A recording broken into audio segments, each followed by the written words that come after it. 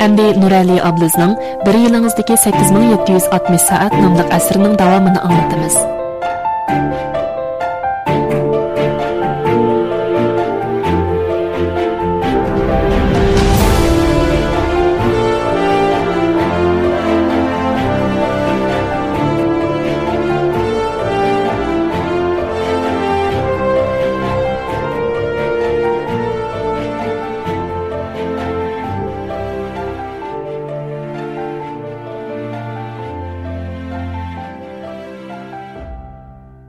O'qitish ideyasidagi farq tufayli oramizda ozroq surkilish va talash tortishlar bo'ldi. Keyin kishilar bu ikkimizning hamisha chuchu xo'rozadek hurpaygili orada turdiganligimizni, ham ishda qarshilashib turdiganligimizni bayqabdi. Odamni bo'zaq qilmani deb turdigan Las Vegaslik bu yo'llashning oldida mening qilchi bo'y bergim kelmadi. Oxirgacha kurash qilish ruhimni namoyon qilib turdim. Chet ellik bilan urushib qolgan ish bo'lsa-mu, nimishqa bo'y bergidekman. Nimishqa ziyon tatqudekman deb o'yladim. İngilizcha ig'iz til saviyammi yaxshi bo'lg'achqa, har qatim takonlashib qolganda inglizcha gap talashatdim. Biz doim urushib tursaqmi, bu sababli xizmatga ta'sir yetkazishni xohlamaydik. Shunga har qatim so'qish bo'lgandan keyin birlikda qahva ichib, qiziqarli ishlar to'g'risida paranglashdik. Shunda qilib oramizdagi xafaliklar tugatdi. Ammo bir qancha kun o'tmayla yana gap talashib qolatdik. Bir odamning qandoq ishga ochiqlanganligiga qarab, uning ko'ngli ko'ksining keng torligiga baho bergili bo'ladi. Kichikkin ishlarga xafa bo'lib ketadigan odam cho'qim ichtar odam. Agar cho'ng ishlar uchunla xafa bo'lsa, bundoq odamni ko'ngli ko'ksi keng odam deymiz. Men Las Vegaslik apandini xafa bo'lmaslikka undigan vaqtimda hamisha shunday deydim. Shuning bilan u texni xafa bo'lib, "Ey so'yma, texi mana aql o'gakudek bo'ldingmi? Bu gapni sana men deb bergan bo'g'itdim" deydi. Bir qatim ikkimiz sulh qilishga kelishgandan keyin beli tomoq yegil bordik. Yeb bo'lay deganda ikkimiz yana ziddiyatlashib qilib, hatto voqirishib ketdik. Atrofdagilar ingliz tilini degandek bilib ketmagachga, bu ikki chet ellik nimaga urushayotgandi deb ichib pushgan bo'lishi mumkin. Kunda uning bilan urushqashqa kayfiyatim cho'ng ta'sirga uchraydi. Yengib olsam xushal bo'lardim. Yengib qolsam beshim tushib ketadi. Amaliyotda bu barliq raqiblar yo'liqadigan ahvol. Siz eng o'shmanli qiladigan odam hayotingizning xo'jayiniga aylanib qoladi. Siz doim uningga qarama-qarshi tursiz. Ammo u bilib bilmay tafakkuringizning boshqaruvchisiga aylanib qoladi. Birdam so'qishib, birdam yarishib yurish jarayonida odam o'zining kayfiyatini tanishishni o'rganib oladi ekan. Ko'p narsani bilib oldim. Las Vegaslik apandi bilan qarshilashib o'tgan o'sha mezgilda men o'zimning mayli logikalik munozara qilish jihatdan bo'lsin va yoki ingliz tilida ifodalash saviyasi jihatdan bo'lsin, ko'p ilgirlab ketganligimni bayqadim. Ilgari ishlarni faqat o'zimning fikri yo'l bo'yicha, logikasi aniq bo'lgan ingliz tili bilan tushuntirdim. Keyin kayfiyatim yaxshi bo'lmagan ahvoldami, o'ylaganlarimni inglizcha ifodalashning har xil shakllarini tezlikda o'ylab topa oladigan 150 kilogram keladigan qovul chatallikni qilcha qo'rqib qolmasdan 100 ming so'roqqa torta oladigan bo'ldim. Hozir o'ylasam, Las Vegaslik apandiga rahmat etqim keladi. Garchi doim takonlashib qolsaqmi, u hamma gapni oldimda deydi. Men bilan oshkora qarshilashadi. Jamiyatga chiqqandan keyin masalani oldinda o'tirg'i qo'yadigan odamlarning borgancha ozlab ketayotganligini, aksicha odamning orqasidan gap qiladigan, hatto o'ri qo'yadigan odamlarning borgancha ko'payib ketayotganligini bayqadim. Las Vegaslik apandidan xizmat so'riniga munosabatlik nurg'un ishlarni o'rganib oldim. U bir qobil boshqaruvchi edi. Osonlikcha bo'ldi qilmaydi. Inchki halqalarni ching tutadi. Boshqalar diqqat qilmagan nurg'un masalalarni bayqay oladi. Jumboda eg'izda bergan va'daga ishinib, nurg'un muhim ishlarni qog'ozga yozmaymiz. Mushu sababdan nishonga yetilmagan chaqda kimning mas'uliyatini surish qilishini bilgil bo'lmaydi. Lekin u hamisha ishni qog'ozga xuddi qonun moddallarini yozgandek aniq, ratlik yozishni talab qiladi. Bundoq bo'lganda keyin biror chatoq chiqib qolsa, tinib olg'ili boshqalarga istirib qo'yg'ilmi bo'lmaydi. Oramizdagi jidalga sabab bo'lgan o'qitish ideyasi masalasida Las Vegaslik apandining fikrining yo'lliq ekanligini bayqadim. o'quvchilarga biroqla qiyin nuqtalarni bildirman deb turib olsak, o'rganish qizg'inligi so'slab, o'rganishdan maktabdan qochadigan bo'lib qoladi ekan. Demismi, bizni saqlanayotgan masalalarning biri dal shu. O'quvchilarning o'rganish qizg'inligini qo'zg'ashga ahamiyat bermaslik, o'rganishni majburiyat, vazifa qilib qo'yish. Natijada ko'zlagan unumga erisha olmaslik. Bularning hammasi mening texnik munavvar odam bo'lib chiqishimga, pishib yetilishimga foydali bo'ldi. Las Vegaslik apandi. Mayli siz hozir qayerda bo'ling, mening sizga bir og'iz rahmat davolg'im bor. Sizni yiqitolmag'ini sizni kuchaytirdi. Nurali ingliz tili programmasining minnatdorlik bayramiga bag'ishlangan maxsus sonida bunday gaplarni qilgan edim. Boshqalardan eshib tushgan vaqtimizda ular sizga havas, hasad qiladi, g'azabni qiladi. Boshqalarning keynida qolgan chig'ingizda ular sizni mazoq qiladi. Boshqalar bilan tang tursangiz, ular sizni ko'k deyishadi. Odamlar shundaqmi bo'lamdi deb gumon qilmang. İnsanning tabiati shundaq. Mana bu rahimsiz reallik. Dünya mukammal emas. Biz mukammal bo'lmagan bu shundaq dunyoga ko'nishimiz kerak. Bizga har kuni har xil xish-kesaklar etiladi. Ulardan o'zimizni qochirgandan ko'ra, bir kechada xosiyatlik odamga aylanib, ularni bechit qilish ham xiyolga cho'kishning o'rniga, oshu xish-kesaklarni birdan tizib, o'zimizning qal'asini qo'pirganimiz tuzuk. Yangi xizmatga tushgan bir qism xizmatdoshlarim hamisha menga dard to'kidi. Ular nimishqa menga o'shmanlik qiladi? Kaynimdan yig'lasan joydi, hatto putimga hurkisa qo'ydi. Ular nimishqa shunda qiladi? Deb qalisidan o'tkazolmaydi. Qutulib chiqishning amalini topolmay besh qatidi.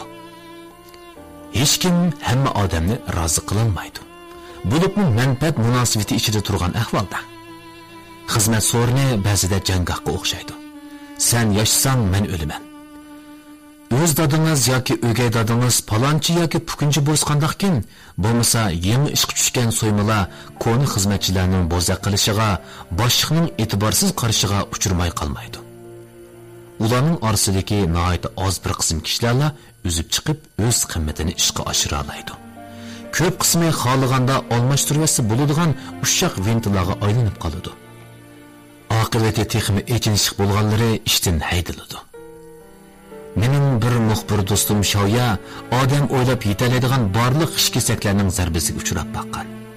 To'liq kurs, aspirantlikni donliq oliy maktabda a'lo natija bilan bitkizib, ko'zning yig'in yeydigan tarjimaholini ko'tarib, to'lib toshgan ishonch bilan xizmatga tushish oldida turgan chog'da dunyo uningga to'limi go'zal to'yilgan edi. Ammo idoraga borgan tunji kunila o'ylamagan yerdan uchib kelib, peshonasiga tekkan bir qancha qish parchasi uning beshini qaydirib etdi. U asli xizmatdoshlari bilan eng tez suratda chiqib ketishni, ularning ko'proq yo'l ko'rsatishi bilan xizmatda boldiroq to'kib ko'rsatishni umid qilgan edi. Boshlig'i uni bir qancha yillik koni xizmatchi og'a agishib, ko'proq narsa o'rganishga buyuribdi. Shoya xizmatdoshi O bilan tunji qatim ziyoratga chiqib qaytib kelgandan keyin xizmatdoshiga ko'proq yordam qilish uchun kechich uxlamaydigidek maqol ratlab chiqibdi. O uningga maqolaning temasi va yo'nalishini deb bergandan keyin xilidan beri ko'rayotgan qismli kinoning oxirini ko'rishga boshlabdi.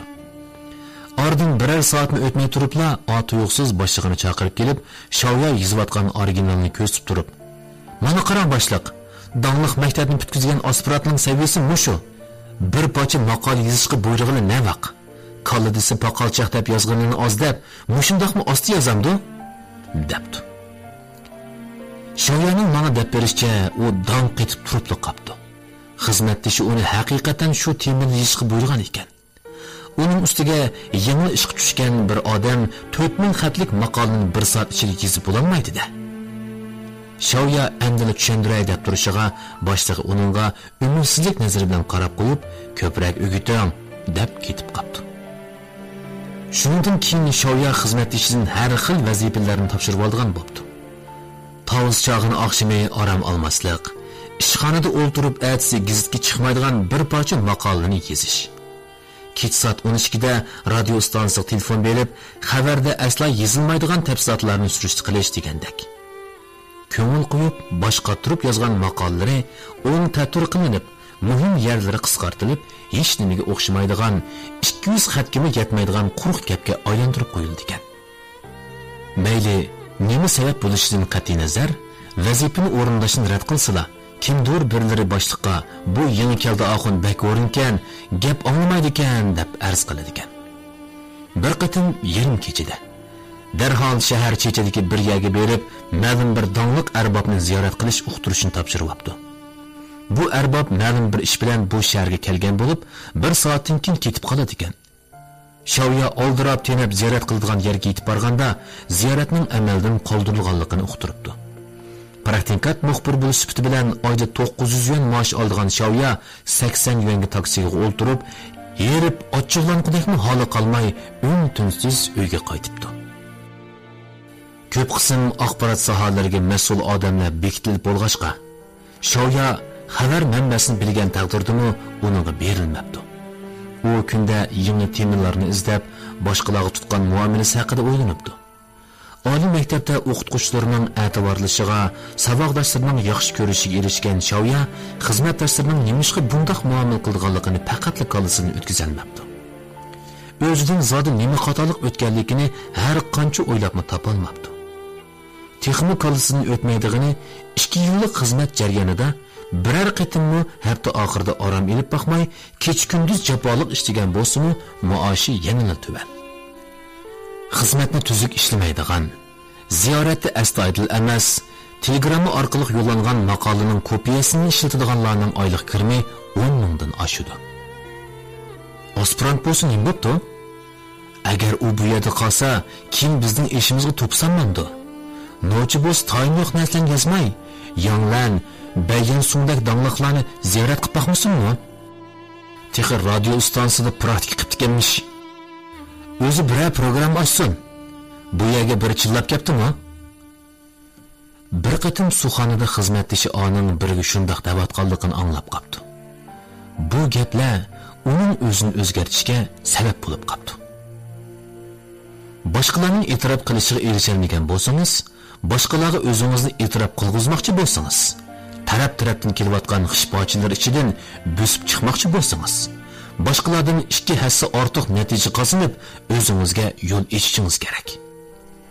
Orqa terikingiz, qo'lingizda ko'zirimiz bo'lmagan ahvolda bu nishonga yetish uchun boshqalardan 4 hassa ortiq tirishchanlik ko'rsatishingizkerak.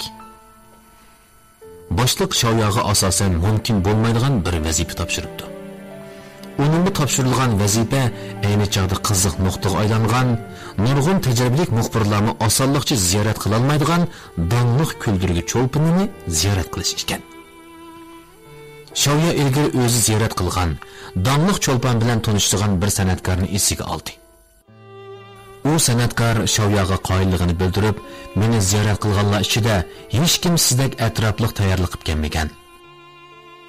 Siz meni ziyorat qilgan chog'da men ancha nom chiqarmagan bo'lsam-mu, lekin siz men bir qancha yilning oldida mikroblogda e'lon qilgan maqolalarimdan tortib pishiq o'qib chiqibsiz, dedi. Shavya bu san'atkor do'stining yordami va tavsiyasi orqali donliq cho'lponning do'sti va vositasi bilan aloqalashdi. Donliq cho'lponni ziyorat qilish kishilarning aytganidek uncha qiyinga to'xtamadi. Donliq cho'lpon aktiv moslashib, nurg'un yangi uchurlarni berdi. Amaliyotda Shavya bu qatimliq ziyoratga tayyorlik qilishni 1 oy burun boshlagan bo'lib, to'rdan topqili bo'ladigan ziyorat va suhbat xotiralarining hammasini degida ko'rib chiqqan. Har qaysi jihatlardan hech kim o'ylab baxmagan darajada puxta tayyorlik qilgan edi. Xizmatdoshi o'yin qo'yg'uch taraf ta'minlagan xabarning tekstini radlab o'ltirgan chog'da Shavyaning ziyorati hammani hayron qoldirdi. Siz bir yangi yoch chiqingizda, hech kim e'tirof qilmagan, madadni bermagan chog'da, hatto qatma-qat to'salg'ular ichida turibmi, ajoyib chiroyli imtihon qog'ozingizni topshirgan vaqtingizda boshqalarning ishonchisi va qoyilligini qo'lga keltirish yo'lingizdagi tunji qadamni bosgan bo'lasiz. Kitob va kinolardagi voqealikning taraqqiyot qoidasi bo'yicha bo'lganda, Shavya shuningdan keyin boshliqlarning e'tiboriga erishgan, uning tirishchanligi va irodasiga qoyil bo'lgan rahbarlar uning xizmatini davomli qo'llash qaroriga kelgan. Uni shuningdan e'tiboran baxtli turmushga erishgan bo'lsa to'g'ri bo'ladi.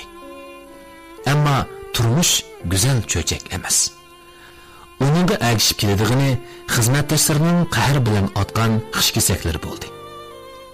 Xizmat o'rnidan iborat jang maydoni hozirlamasangiz bo'lmaydigan iqtidoringizni tavlaydi.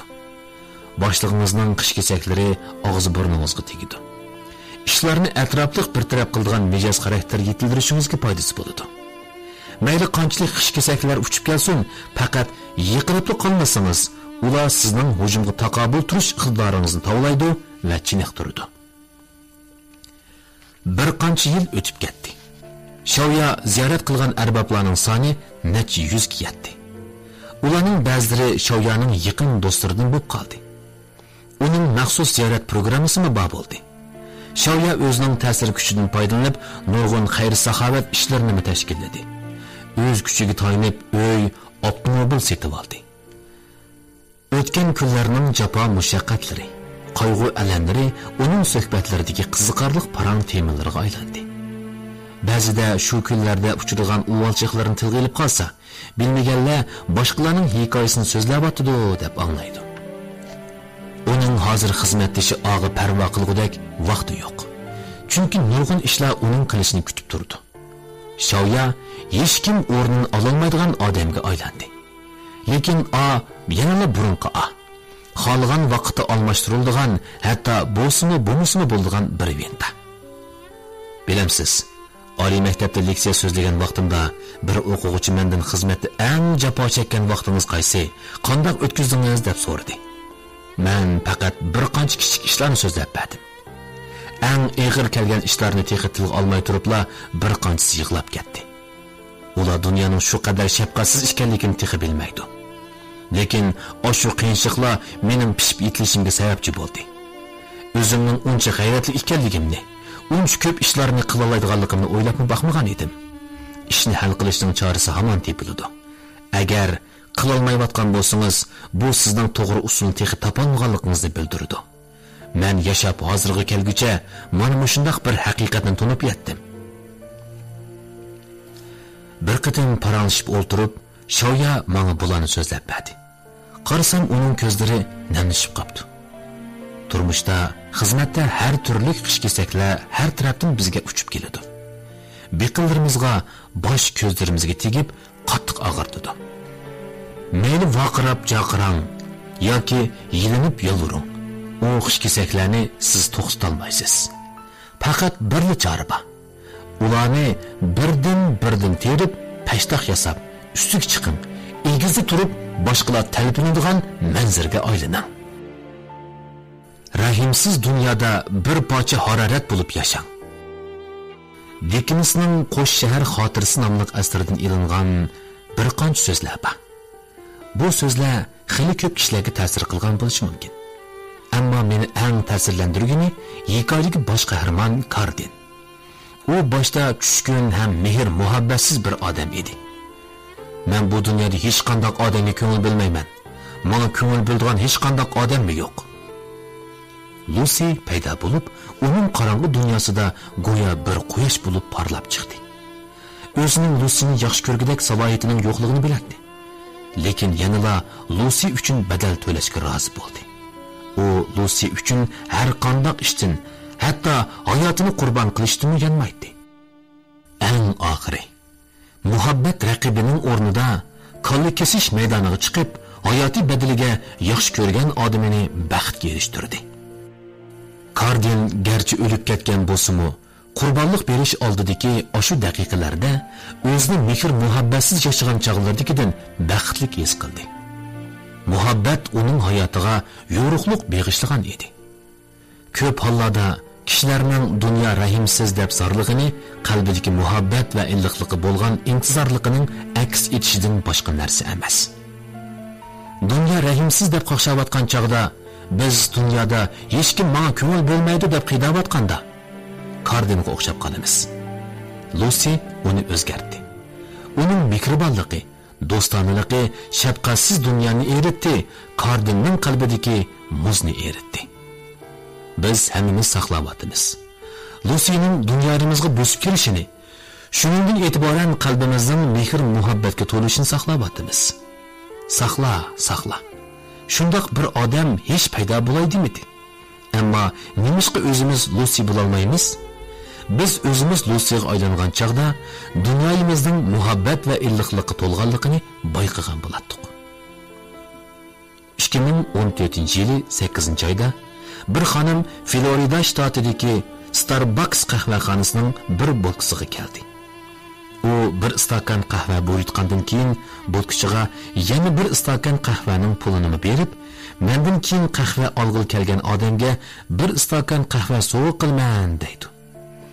Uning keyindan kelgan xaridormo bu to'g'siz sovg'adan cheksiz xushal bo'lib, uni keynidan kelgan bir odamning qahva pulini to'lab ketib qoldi. Shunda qilib bir stakan qahva bilan ifodalangan bu muhabbat 300 nechinchi odamgacha davomlashadi. O'zimiz setib olib kelgan bir stakan qahvani yaxshi ko'radigan odamimizga bergan chaqda, uning chiroyidagi xushallik kulgisini tasavvur qilib boqayli. Ya'ni tasavvur qilib boqayli. Xizmat ishimizning oldiga bir stakan qahvani qo'ygan chig'imizda u qanchalik xush bo'lib ketadi. Bir stakan qahva ikki odamni xushallik tuyg'usiga cho'mdirdi. Agar hamma odam shunday qilsa, bu dunyo mehr muhabbatga to'lmasmi? Mening do'stlarimdan ranjigan, sovuq muomalaga uchrab, dunyodan norozi va dargumon bo'lgan chaqlarim bo'lgan. Ammo otamning vafotidan keyin orliqni yiroq ko'rmay, musibat uchun kelgan 500 dan ortiq odamni va ularning chiroyidan otamga bo'lgan hurmatni va uning o'limi sababli qayg'urish ifodalarini ko'rdim. Otamning yaxshiliklaridan minnatdor bo'lib aytgan so'zlarini angladim. Keyin otamdan qolgan tabriklarni ratlash jarayonida otamning kundalik xotirasidan har qatim boshqalarga yordam qilgan chaqda o'zini naqadar baxtli his qilganligini bildim.